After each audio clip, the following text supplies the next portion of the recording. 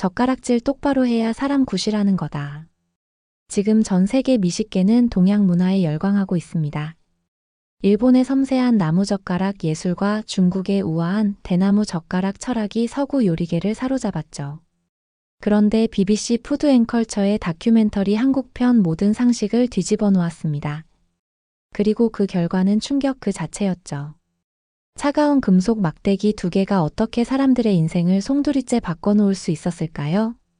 그 전에 오늘의 이야기를 전하는 소담에게 여러분의 좋아요와 구독, 알림 설정은 가장 큰 힘이 됩니다. 그리고 지금 이 순간 혹시 어릴 때 젓가락질 못해서 혼난 기억이 갑자기 떠오르신다면 댓글로 남겨주세요. 그럼 지금 바로 한국인이 유독 쇠젓가락만 쓰는 그 이유, 쇠수저에 숨겨진 진실을 시작하겠습니다. 안녕하세요. 저는 로엘 하워드입니다. 영국 런던에서 30년간 미슐랭 레스토랑을 운영해온 셰프이자 현재는 BBC 푸드앤컬처 프로그램의 전속 칼럼니스트로 활동하고 있습니다. 제가 지금까지 살아오면서 문화적으로 가장 큰 충격을 받았던 순간에 대해 이야기해드리려고 해요. 2024년 봄, 저는 BBC에서 기획한 동북아 식문화 3부작 시리즈 칼럼을 맡아 진행하고 있었습니다. 한국, 중국, 일본 중 첫 번째 편은 일본이었죠. 교토의 한 젓가락 장인을 만나러 갔을 때 솔직히 말해 저는 그들의 나무젓가락에 완전히 매료되고 말았습니다. 그분이 계절마다 다른 나무로 만든 젓가락들을 보여주시면서 하신 말씀이 아직도 귀에 생생해요. 나무는 숨을 쉽니다. 음식과 교감하는 살아있는 도구죠. 그 순간 저는 확신했습니다. 젓가락이라는 것은 나무여야만 한다고 말이에요. 다른 나라를 경험해보지 않고 섣부른 판단을 하고 선입견이 생겨버린 것이죠. 제 눈앞에 있는 벚나무로 만든 봄 젓가락의 은은한 향기, 밤나무로 만든 가을 젓가락의 단단한 질감까지 모든 것이 완벽했습니다. 두 번째 편을 취재하러 간 중국 광둥성에서도 마찬가지였어요. 그곳도 나무 젓가락을 소개해 주더군요. 대나무로 만든 길고 우아한 젓가락들을 보며 저는 탄성을 내질렀습니다. 이게 바로 철학이 솟아나는 도구구나 싶었거든요. 제 칼럼이 방영되고 오랜만에 프랑스 요리학교 동기인 제임스 클레멘츠와 전화 통화를 했을 때도 같은 생각이었습니다. 로엘, 자네가 맞아. 금속으로 음식을 먹다니 그게 무슨 감옥 급식도 아니고 음식의 모든 정치가 사라져버리는 거 아닌가? 저희는 그렇게 나무젓가락이야말로 동양 식문화의 정점이라고 철석같이 믿고 있었습니다. 그런데 문제는 세 번째 편인 한국이었어요. 솔직히 말씀드리면 한국은 일본과 중국에 비해 정보도 부족했고 뭔가 어중간한 느낌이었거든요. 세 나라의 각기 다른 매력의 나무 젓가락을 소개해 볼까 하고 찾아보니 한국은 쇠젓가락을 선호한다고 하더라고요. 쇠젓가락이라고? 한국처럼 너무 차갑고 투박한 느낌이네. 취재날이 다가올수록 압박이 심했어요. 3부작을 완성하려면 한국편은 필수였는데 한국 음식은 취재할 것이 꽤 많았지만 그들의 식기에 대해선 제가 이해하지 못하는 부분이 많았거든요. 그렇게 제 머릿속으로 정리가 되지 않은 채 한국행의 시간이 다가왔습니다. 주변 동료들의 반응도 시큰둥했어요. 한국은 이미 유명해진 게 전부일걸? 뭐 더 새로운 게 없을 거야. 한국 식기는 유명한 게 없지 않나? 인천공항에 도착했을 때 저는 이미 한국에 대한 편견으로 가득 차 있었습니다. 공항에서 나와 첫 번째로 들어간 식당에서 테이블 위에 놓인 쇠젓가락을 봤을 때의 그 느낌을 어떻게 표현해야 할까요? 차갑고 무뚝뚝한 은색 막대기 두 개가 저를 째려보는 것 같았어요. 도대체 왜 이런 투박한 금속으로 음식을 먹는 걸까? 그때만 해도 저는 전혀 몰랐습니다. 이 차가운 금속 막대기 두 개가 제 신념을 완전히 바꿔놓을 줄은요. 제가 30년간 쌓아온 요리 철학과 문화에 대한 모든 신념을 뒤흔들어 놓을 줄은 꿈에도 몰랐던 거죠. 이튿날 아침 호텔 앞 카페에서 박지윤 가이드를 만났습니다. 서울대 출신의 문화해설자로 특히 한국의 음식과 문화를 연구하고 있다고 했죠. 서울 시내 한 전통 한식당에서 저의 취재를 도와주실 특별한 분과 점심을 함께하기로 했습니다. 로엘 씨, 오늘 오시는 분은 한국문화보존협회의 김세진 교수님이세요. 많은 도움이 되실 거예요. 김세진 교수님은 60대 중반쯤 되어 보이는 학자 풍모의 신사분이었습니다. 정가락에 차려진 한식상 앞에 앉았는데 다시 그 차가운 쇠젓가락이 제 앞에 놓여 있었어요. 하지만 이번에는 조금 다른 마음으로 바라보게 되었습니다. 자세히 보니 한국의 전통 그림 같은 것이 새겨져 있는 것을 볼 수 있었거든요. 수저를 자세히 살펴보는 저를 살피시더니 그는 웃으며 말을 이어갔습니다. 신기하시죠? 외국에서는 쇠를 입에 넣는 게 낯설 수 있습니다만 한국은 예부터 철 문화권이었습니다. 교수님의 첫 말씀부터 저는 깜짝 놀랐어요. 철 문화권이라니 그런 관점으로는 생각해 본 적이 없었거든요. 고려시대에는 궁중에서 은수저를 사용했고 조선 후기에는 양반가에서 노수저를 썼습니다.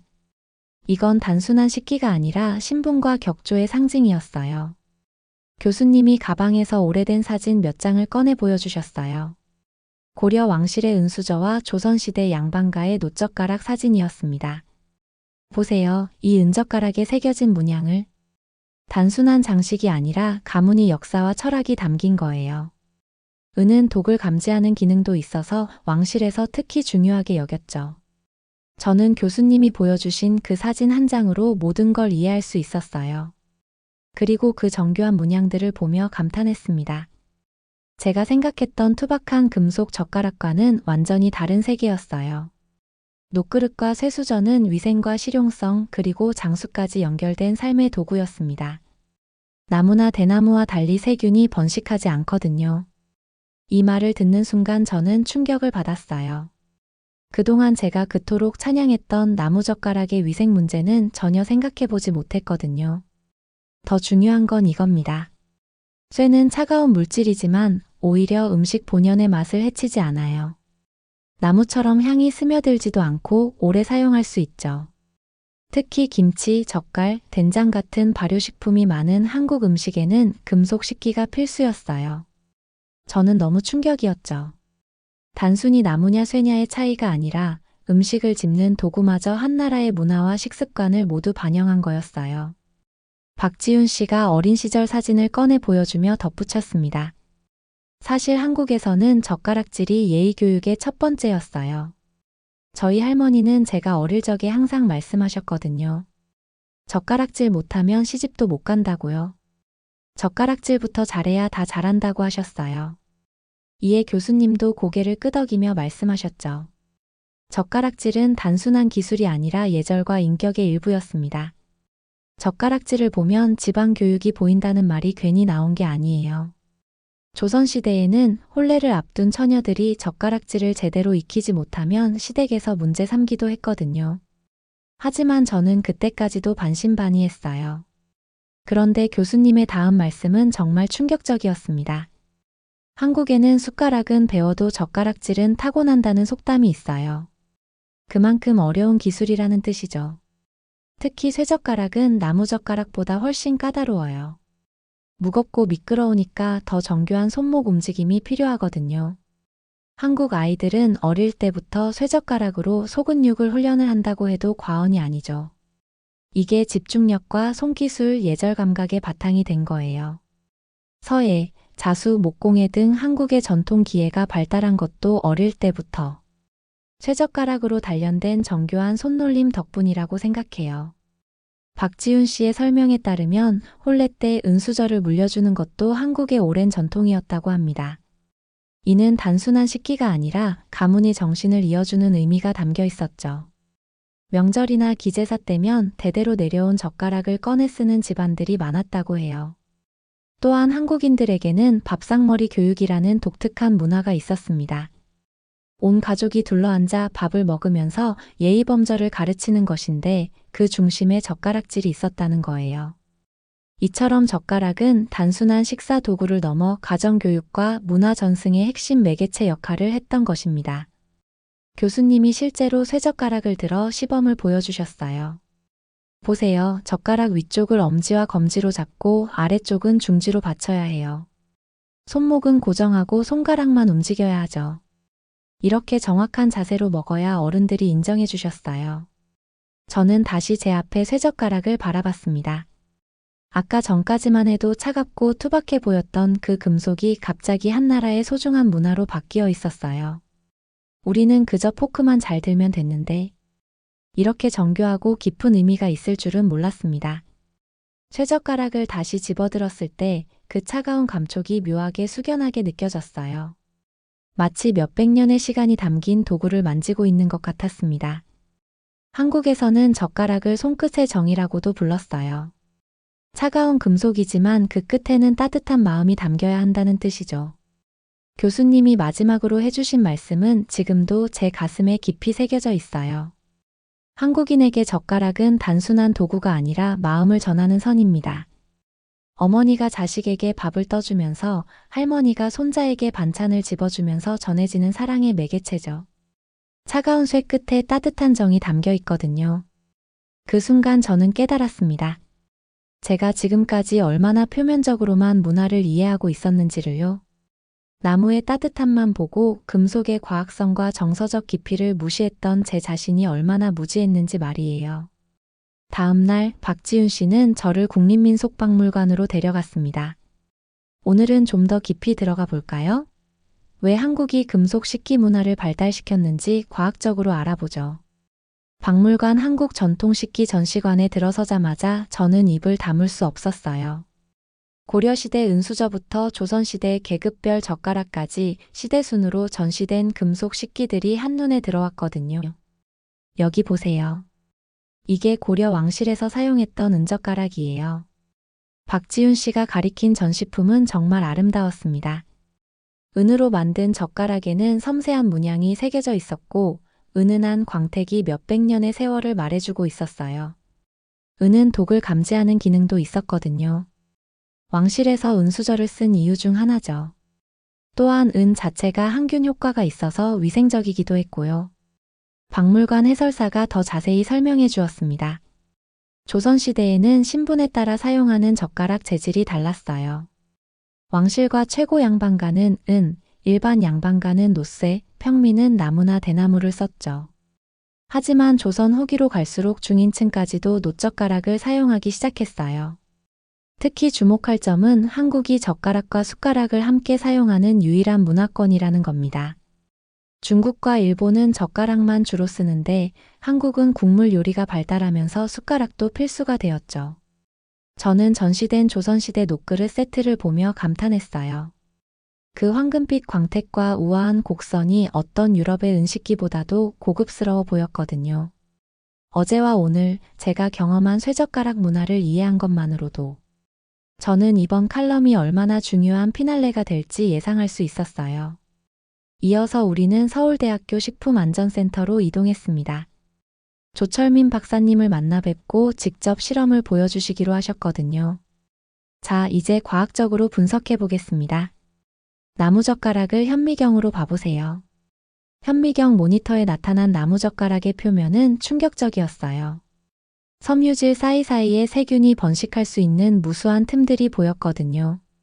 섬유질 사이사이에 세균이 번식할 수 있는 공간이 무수히 많습니다. 특히 일회용 나무젓가락은 표면 처리가 되어 있지 않아서 한번 사용해도 세균이 달라붙기 쉬워요. 반면 스테인리스 스틸은 어떨까요? 스테인리스 젓가락의 현미경 사진은 완전히 달랐어요. 매끄럽고 균일한 표면이 마치 거울 같았습니다. 표면이 매끄럽고 비다공성이라 세균이 번식할 틈이 없어요. 김치나 젓갈 같은 발효식품을 많이 먹는 한국 식문화에는 금속 식기가 훨씬 적합하죠. 박사님이 또 다른 실험을 보여주셨어요. 이건 산성도 테스트입니다. 김치처럼 산성이 강한 음식을 나무젓가락으로 먹으면 젓가락 자체가 산에 의해 부식되고 변질될 수 있어요. 하지만 스테인리스는 산에 강해서 변질되지 않죠. 저는 점점 더 놀라게 되었어요. 그동안 제가 신봉했던 나무젓가락의 우월성이 과연 옳은 것이었을까 하는 의문까지 들기 시작했거든요. 온도 전달 실험도 해보죠. 뜨거운 음식을 집을 때 나무젓가락은 열을 차단해서 뜨거운 줄 모르고 화상을 입을 수 있어요. 하지만 금속젓가락은 열을 빠르게 전달해서 뜨거운 음식임을 즉시 알 수 있죠. 이것도 안전장치 역할을 하는 거예요. 환경 문제도 있어요. 일본은 연간 250억 개의 일회용 나무젓가락을 사용한다고 합니다. 한국의 재사용 가능한 금속 젓가락과 비교해 보세요. 이 말을 듣는 순간 저는 완전히 말문이 막혔어요. 제가 그토록 찬양했던 일본의 나무젓가락 문화가 실제로는 환경 파괴의 주범이 될 수 있다는 사실을 처음 알았거든요. 한국인들은 이미 수백 년 전부터 지속 가능성을 실천하고 있었던 거예요. 한 번 만든 쇠젓가락을 평생, 아니 대를 이어가며 사용하니까요. 물론 나무젓가락을 아예 안 쓰는 건 아니지만 실제로 한국 가정집들만 봐도 거의 쇠숟가락과 젓가락을 쓰는 데가 대부분일 거예요. 오후에는 금속가공 박물관을 둘러봤습니다. 한국의 철 문화와 역사를 살펴보기 위해서였죠. 박물관 전시를 통해 알게 된 사실은 한국이 삼국시대부터 철기 문화가 매우 발달했다는 것이었어요. 단순히 무기나 농기구만이 아니라 생활용품까지 철로 만드는 기술이 뛰어났다고 합니다. 전시관의 한 코너에는 조선시대 대장장이들이 젓가락을 만드는 과정이 재현되어 있었어요. 설명에 따르면 젓가락 하나를 만들기 위해서도 정교한 기술이 필요했다고 합니다. 두께와 길이, 무게 균형까지 모든 것을 고려해야 했던 것이죠. 특히 놋그릇에 대한 정보가 흥미로웠어요. 놋그릇은 구리와 주석의 합금으로 구리 78%, 주석 22%의 비율이 가장 이상적이라고 했습니다. 이러한 비율로 만들어진 놋그릇은 항균 효과가 뛰어나고 열전도율도 좋아서 음식을 오래 따뜻하게 유지할 수 있다는 장점이 있었어요. 박물관 연구원이 실제 놋그릇을 가져와 설명해 주었어요. 손으로 만져보세요. 놋쇠는 독특한 온기가 있어요. 차가운 금속이지만 만지면 금세 따뜻해지죠. 이게 바로 한국인들이 놋그릇을 좋아했던 이유 중 하나예요. 정말 신기했어요. 놋그릇을 만져보니 처음엔 차가웠지만 금세 손의 온기를 받아 따뜻해졌거든요. 저는 그제야 깨달았습니다. 한국의 금속 식기 문화는 단순한 선택이 아니라 과학적이고 실용적인 수백 년의 지혜가 축적된 결과였던 거예요. 일정을 마무리하고 서울로 다시 돌아오는 길 고속도로 휴게소에 들러 점심을 먹을 때였어요. 평범한 휴게소 식당에서도 당연하듯 쇠젓가락과 놋그릇이 나왔을 때 저는 새로운 시각으로 그것들을 바라볼 수 있었습니다. 이게 바로 일상화된 과학이구나. 제가 지금까지 차갑고 투박하다고 생각했던 쇠젓가락이 실제로는 가장 위생적이고 실용적이며 환경 친화적인 식기였던 거죠. 나무의 따뜻함에 취해 과학적 사실을 외면했던 제 자신이 부끄러워졌습니다. 그날 밤 호텔에서 혼자 생각에 잠겼어요. 그럼 나무젓가락을 쓰는 국가들은 완전히 틀렸던 건가? 하지만 그건 아니었어요. 각기 다른 문화일 뿐이었죠. 그렇게 30년간 쌓아온 제 요리 철학의 기둥 하나가 완전히 흔들리고 있었습니다. 하지만 동시에 새로운 깨달음도 얻고 있었어요. 진정한 문화는 겉모습이 아니라 그 안에 담긴 지혜와 철학에 있다는 것을 말이에요. 취재가 거의 마무리되던 어느 날 박지훈 씨가 특별한 제안을 했습니다. 로에 씨, 진짜 한국의 밥상머리를 보여드리고 싶어요. 제 외할머니 댁에 가보실까요? 경북 안동에 계신데 정말 전통적인 한국 가정의 모습을 보실 수 있을 거예요. 취재에도 도움이 되실 거고요. 저는 즉시 동의했어요. 한나라의 진짜 가정집을 가보는 건 쉽지 않은 일이었거든요. 지금까지 박물관과 연구소에서 본 것들이 실제 한국 가정에서는 어떻게 살아 숨쉬고 있는지 궁금해졌습니다. KTX를 타고 달려 도착한 안동은 마치 시간이 멈춘 것 같은 고즈넉한 마을이었어요. 기와지붕과 한옥들이 어우러진 풍경이 정말 아름다웠습니다. 서울과는 정반대의 매력이었죠. 박지훈 씨의 외할머니 댁은 100년 된 전통 한옥이었어요. 대문을 열고 들어서니 마당 한가운데 우물이 있고 처마 밑에는 장독대가 정렬되어 있었습니다. 할머니, 저희 왔어요. 윤봉래 여사님은 83세라고 하기엔 너무나 정정하고 단아한 분이었어요. 어서 들어오세요. 점심 준비해놨어요. 밥부터 먹고 해요. 구들방으로 들어서니 낮은 소반이 정성스럽게 차려져 있었어요. 그런데 제 눈에 가장 먼저 들어온 건 소반 위에 가지런히 놓인 은수저와 젓가락들이었습니다. 결혼할 때 시어머니께서 주신 거예요. 벌써 70년이 넘었죠. 윤복래 여사님이 은젓가락을 하나씩 정성스럽게 닦으시며 말씀하셨어요. 70년 된 은젓가락은 세월의 흔적은 있었지만 여전히 고운 빛을 내고 있었습니다. 시어머니께서 그러셨어요. 식기는 정성스럽게 다뤄야 밥맛도 나고 인심도 난다고. 그때는 무슨 말인지 몰랐는데 이제 나이 들어보니 나도 그 뜻을 알겠더라고요. 그때 박지윤 씨의 9살 조카 수민이가 에디슨 젓가락을 들고 밥을 먹으러 왔어요. 보조고리가 달린 어린이용 젓가락이었습니다. 안녕하세요. 수민이가 밥을 먹기 시작했는데 에디슨 젓가락으로도 반찬을 집는 게 쉽지 않아 보였어요. 김치를 집으려다가 떨어뜨리고 콩나물을 집으려니 자꾸 흘렸습니다. 노력하는 모습이 참 귀여웠죠. 아이고, 젓가락질 똑바로 해야지. 다시 해보자. 윤복래 여사님의 꾸중에 수민이가 울상을 지었어요. 저는 그 모습을 보며 문득 물어봤습니다. 할머니, 서양에서는 그냥 포크를 쓰면 되는데 왜 이렇게 어려운 젓가락을 꼭 써야 하나요? 윤복래 여사님이 잠시 저를 바라보시더니 천천히 말씀하셨어요. 우리나라에선 젓가락질은 단순히 밥 먹는 기술이 아니에요. 손끝으로 마음을 다스리는 거죠. 예전에는 젓가락질을 제대로 못하면 성격도 급하고 일처리도 덤벙대게 된다고들 했죠. 박지윤 씨가 설명을 덧붙였어요. 할머니 말씀이 맞아요. 젓가락질은 한국에서 예의이자 교육이에요. 손끝 훈련은 인격 훈련이기도 하거든요. 윤복래 여사님이 고개를 끄덕이며 계속 말씀하셨어요. 내가 어릴 때는 더 심했어요. 젓가락질 못하면 밥상에서 쫓겨나기도 했지.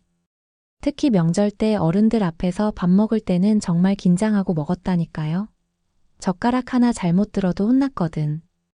윤복래 여사님은 인자하게 웃으시며 말씀을 이어갔습니다. 그런데 그게 다 이유가 있었어요.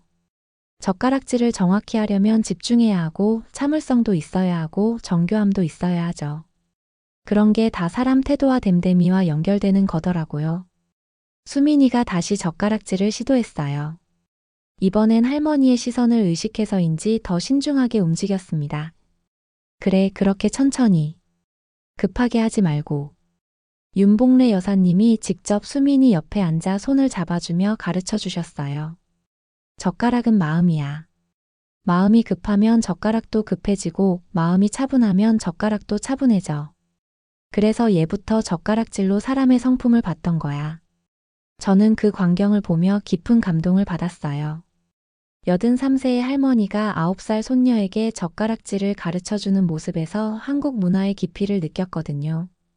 할머니, 근데 이 은젓가락은 언제부터 쓰신 거예요? 1952년에 시집 올 때부터니까. 벌써 70년이 넘었죠? 6.25 전쟁 중에도 이 젓가락만은 끝까지 지켰어요. 피난 갈 때도 이것만은 꼭 챙겼죠. 박지윤 씨가 말을 이었어요. 할머니는 지금도 명절 전날 밤에 이 은젓가락들을 하나하나 정성스럽게 닦으세요. 70년 동안 한 번도 빠뜨린 적이 없어요. 점심을 먹으며 저는 처음으로 한국의 진짜 밥상머리 문화를 경험했어요. 윤복래 여사님은 수민이의 젓가락질 하나하나를 지켜보시며 조언해 주셨고, 박지윤 씨는 제게 각 반찬의 의미를 설명해 주었습니다. 이 김치는 할머니가 직접 담그신 거예요. 젓가락으로 집어먹어야 김치 맛이 제대로 나거든요. 포크로 찔러 먹으면 김치가 찢어져서 국물이 다 빠져나가요. 정말 그랬어요. 쇠젓가락으로 김치를 집어먹으니 모든 양념이 그대로 유지되면서 깊은 맛이 느껴졌습니다. 식사 후 윤복래 여사님이 말씀하셨어요. 오늘 보니까 한 끼 먹었는데 젓가락질이 많이 늘었네요. 처음엔 어색해하더니 이제 제법 모양이 나요. 우리 젓가락 차갑다고 무시하지 말고 그 안에 담긴 따뜻한 마음을 느껴보세요. 안동을 떠나면서 저는 완전히 다른 사람이 된 기분이었어요. 젓가락이 단순한 식기가 아니라 세대를 이어가는 정신의 매개체라는 것을 깨달았거든요. 영국으로 돌아와 이 모든 경험과 같이 문화적 지혜를 담은 마지막 한국편을 내보냈습니다. 어느 날 BBC 푸드앤컬처 팀이 흥분하며 말했어요. 로엘 한국편 반응이 폭발적이에요. 시청률이 지난 시리즈의 2배가 넘어요. 실제로 칼럼이 나간 후 반응은 엄청났어요. 시청자들의 댓글이 빗발쳤고 영국 내에서도 젓가락에 대한 관심이 높아졌거든요. 어느 날 딸 올리비아가 전화를 걸어왔어요. 아빠, 이번 시리즈 정말 재밌었어요. 올리비아는 런던에서 퓨전 식당을 운영하고 있었어요. 요리학교를 졸업한 후 음식을 만드는 것에 여전히 매력을 느껴 지금까지 해오고 있는 일이죠. 하지만 최근에 식당을 완전 리모델링하거나 메뉴 등을 싹 개편하려고 고민 중이었는데 저에게 문득 떠오른 생각이 있었어요. 올리비아, 내 식당에 조언을 해주고 싶어. 내가 한국에서 배운 것들을 적용해 보면 어떨까 해. 며칠 후 올리비아의 식당을 방문했어요. 퓨전 잉글랜드라는 이름의 작은 식당이었는데 모든 식당들이 그렇듯 서양식 테이블에 포크와 나이프가 세팅되어 있었죠. 올리비아, 이걸 완전히 바꿔보자. 진짜 한국 식문화를 경험할 수 있는 공간으로 말이야. 어떻게요? 올리비아는 저의 뜬금없는 대답에 놀라는 눈치였습니다. 실버 찹스틱 체험 공간으로 만들어보자. 손님들이 스테인리스 젓가락과 녹그릇으로 식사하면서 퓨전 음식을 즐기는 거지. 올리비아는 처음엔 의구심을 표했어요. 손님들이 젓가락 사용법을 모르면 어떡해요? 불편해하지 않을까요? 그게 바로 핵심이야. 대신 기존의 포크와 나이프도 제공은 하면서 말이야. 한국의 밥상머리 교육을 영국에서 체험해보는 거야. 우리는 2주 만에 식당을 완전히 개조했어요. 공간 한편에 좌식 테이블도 도입하고 모든 식기를 스테인리스 젓가락과 녹그릇으로 바꿨습니다. 벽에는 제가 한국에서 가져온 전통 젓가락들과 사진들을 전시했어요. 재개장 첫날 손님들의 반응은 폭발적이었어요. 식당이 많이 바뀌었네요. 너무 신선한 공간이에요. 녹그릇이 이렇게 따뜻할 수 있다니. 젓가락질이 이렇게 어려운 거였나요? 저와 올리비아는 손님들에게 직접 젓가락질을 가르쳐 주었어요. 한국에서 배운 그대로 말이죠. 젓가락은 마음이에요. 급하게 하지 마시고 천천히 집중해 보세요. 그렇게 올리비아의 식당은 런던 속 한국 문화 체험 공간이 되었어요. 한국 퓨전 요리였지만 식기는 오리지널 한국산이었죠. 그리고 또 다른 뜻밖의 기회도 찾아왔어요.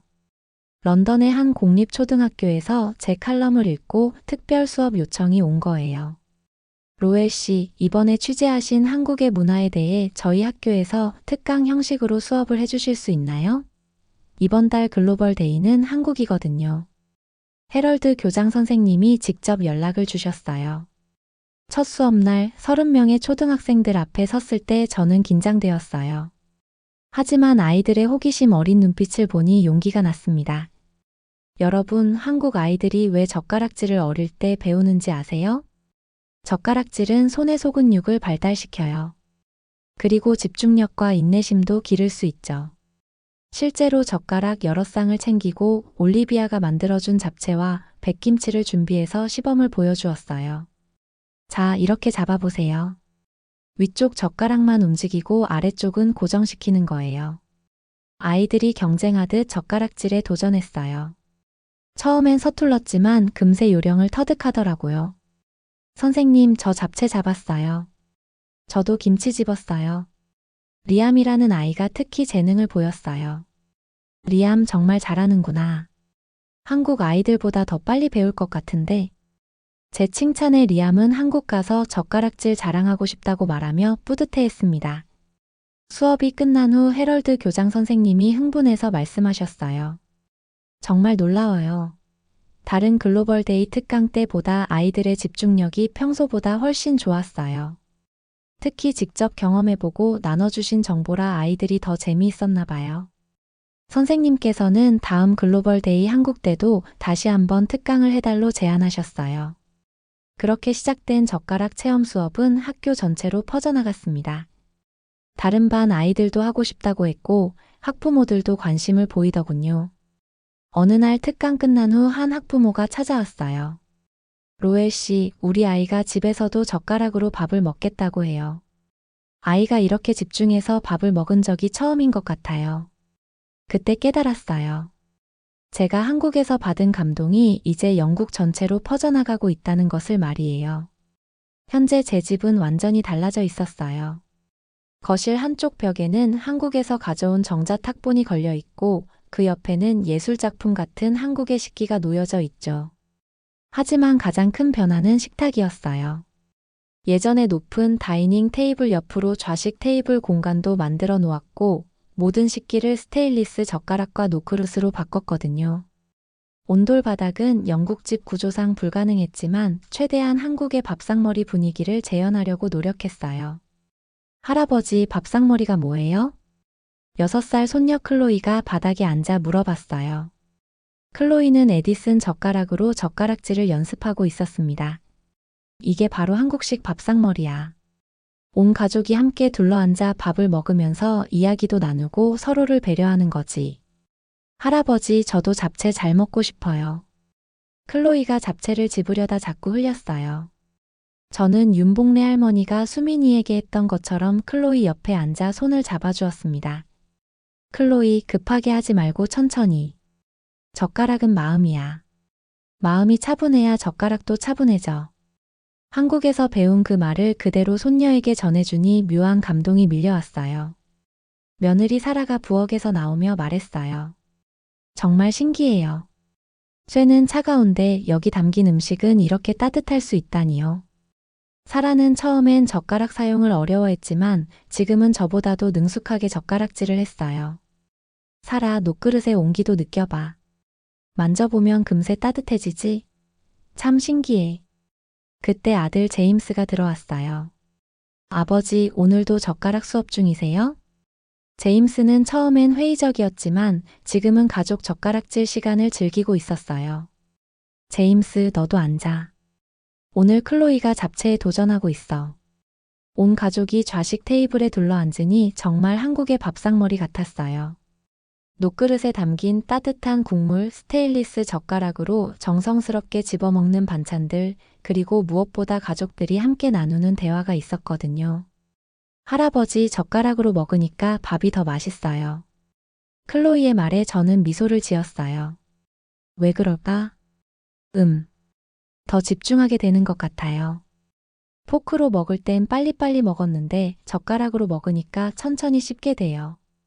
정말 놀라운 관찰이었어요. 이 아이가 젓가락의 진짜 의미를 깨달은 거예요. 맞아. 젓가락질은 우리를 조금 느리게 만들어주지. 그래서 음식을 더 소중하게 여기게 되고 가족과의 시간도 더 길어지는 거야. 그 순간 저는 윤복래 할머니의 말씀이 떠올랐어요. 젓가락질을 보면 그 사람의 품성을 안다는 말씀이요. 클로이의 집중하는 모습, 아들의 차분한 젓가락질, 며느리의 정성스러운 모습을 보니 정말 그런 것 같았어요. 저녁 식사 후 저는 클로이를 무릎에 앉히고 말했어요. 클로이야, 할아버지가 중요한 걸 가르쳐 줄게. 젓가락은 단순한 도구가 아니야. 한국 사람들이 마음을 담는 방법이지. 그날 밤 아이들을 재운 후 저는 혼자 앉아 한국에서 받았던 충격과 감동이 이제 제 가정에 완전히 스며들었구나 싶었어요. 거실 벽에 걸린 정자탁본을 바라보며 박지훈 씨의 말이 떠올랐어요. 한국인에게 식기는 단순한 도구가 아니라 마음을 전하는 선입니다. 이제 저도 그 마음을 이해할 수 있었어요. 차가운 금속이지만 그 안에는 수천 년간 이어져 내려온 한국인들의 지혜와 정성 그리고 사랑이 담겨 있다는 것을 말이에요. 며칠 후 BBC에서 후속 다큐멘터리 제작 제안이 왔어요. 로엘 씨, 이번엔 영국에 스며든 K문화 한국의 젓가락이 바꾼 영국이라는 주제로 어떨까요? 저는 기꺼이 동의했어요.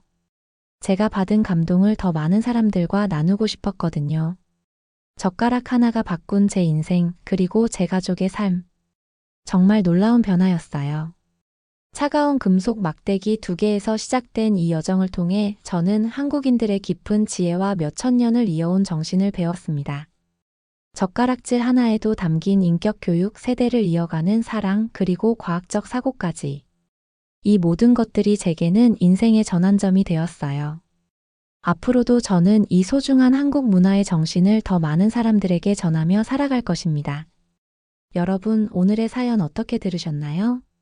한국의 쇠젓가락을 차갑고 투박하다며 무시했던 영국의 미슐랭 셰프가 이제는 온 가족이 한국의 밥상머리 문화를 받아들이게 되고 이를 실천하는 모습이었습니다.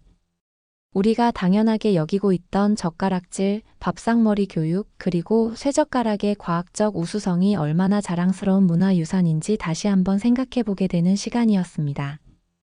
혹시 여러분도 어릴 때 젓가락질 못해서 혼난 기억이 있으신가요?